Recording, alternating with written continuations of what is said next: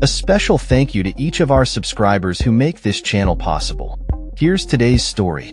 In a significant development in international relations, U.S. President Donald Trump has announced that his special envoy, Steve Witkoff, is expected to travel to Russia on August 6th or 7th. This trip comes just days before a critical deadline for Moscow to negotiate a peace deal with Ukraine or face severe secondary tariffs targeting its oil exports.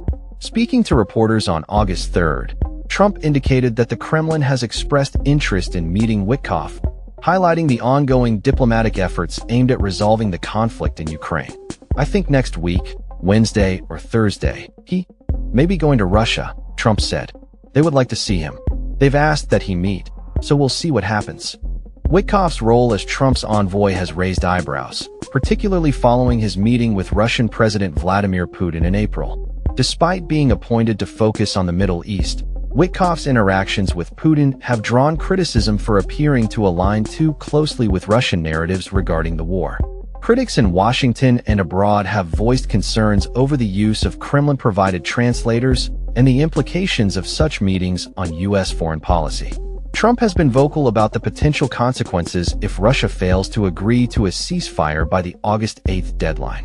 "There'll be sanctions, but they seem to be pretty good at avoiding sanctions," he remarked, acknowledging the Kremlin's history of circumventing international penalties.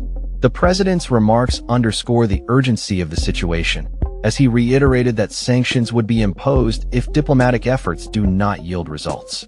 On July 29th, Trump announced the implementation of tariffs on Russian exports within a 10-day timeframe if the Kremlin does not end its military operations in Ukraine. These proposed measures would introduce sweeping secondary tariffs on countries that continue to import Russian oil, gas, and other goods. This could have far-reaching implications for major trading partners, including China and India, who have maintained economic ties with Russia despite the ongoing conflict.